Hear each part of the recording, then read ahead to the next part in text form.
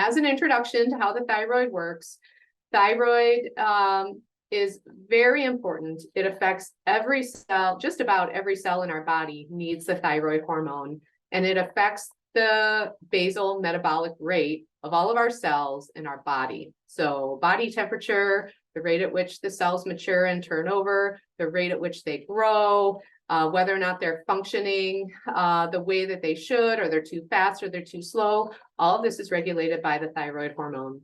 It looks like it's in the shape of a butterfly in the throat. That's where the thyroid is positioned. And the thyroid hormone is also very important for other hormones. So if you're thinking about sexual hormone health or hormone balance in general, then the thyroid hormone often can be very important too, because it helps the cells to receive the other hormones.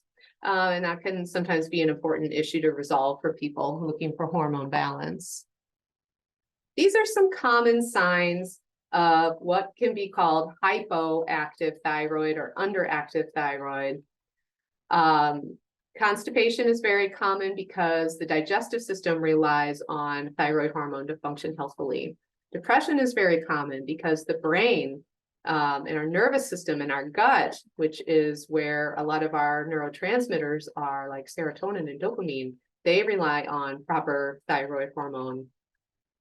Thyroid hormone controls in the cell the proteins that it makes specifically. So it helps the cell to make more protein. And so related to that, any parts of our body that are heavily reliant on protein manufacture, protein remaking, rely on the thyroid hormone. So like our hair, which is primarily made out of protein, very much relies on healthy thyroid levels.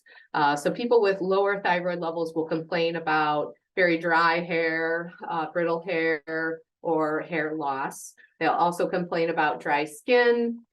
Fatigue is very common because that basic metabolic rate is too low when there's not enough thyroid hormone. You might be more sensitive to the cold and not able to adapt your metabolic rate when it's getting colder. That's very common for someone who's not getting optimal thyroid levels.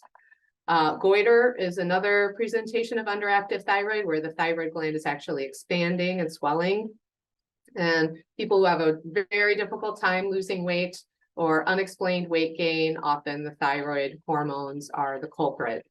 Can lead to poor circulation or numbness in the hands and feet. I feel like I'm going on and on, but you begin to see how the thyroid affects so many things. It affects our heart rate. It affects our brain. It affects us whether or not we have cognitive decline and memory loss, or we experience brain fog day to day. People who have underactive thyroid also tend to have ulcers. We'll talk a little bit more about H. pylori later, which is a common cause of ulcers and thyroid problems. They tend to have digestive problems beyond just constipation, because you need the thyroid hormone to make stomach acid, which, if you've heard any of my other lectures about digestion, stomach acid is the true north of digestion. And so that can be intimately tied with the thyroid issue, and people have digestive problems.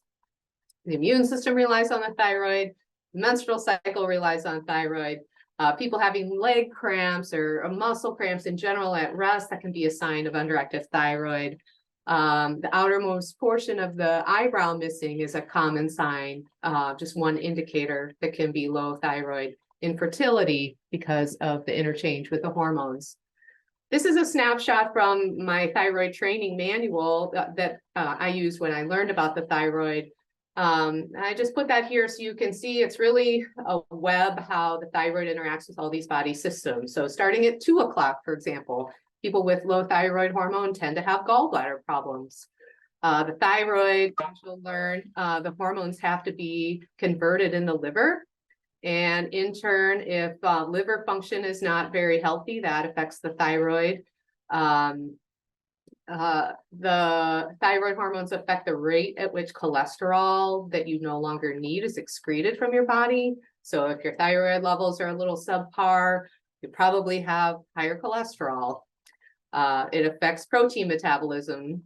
It affects red blood cell metabolism. It affects blood sugar metabolism. And I really like to emphasize this point, because most of the people I talk to about thyroid issues, when they first come in, they've got thyroid issues because they've got blood sugar problems. They may not have a diagnosis, a medical diagnosis for a blood sugar problem, but they're still presenting a lot of blood sugar issues. And you start to look at their labs, you see their glucose creeping up or their hemoglobin A1C creeping up, or they can tell you they're hangry or their cravings. Or if you're interested in learning more about blood sugar, I really encourage you to do that, because it's probably the most important thing you could learn about in terms of like food-based ways to improve your health. I have a whole nother lecture called Kiss Those Sugar Blues Goodbye that you can watch online. So similarly, I'm recording this lecture today, and I'll post it on my website, and you can view all the previous webinars there too. The thyroid affects the genesis of many other hormones. So many other sexual hormones depend on thyroid hormone. The bones, the rate at which new bones are made, bones are protein, and the rate at which they're made and the rate at which they're broken down is dependent on the thyroid hormone.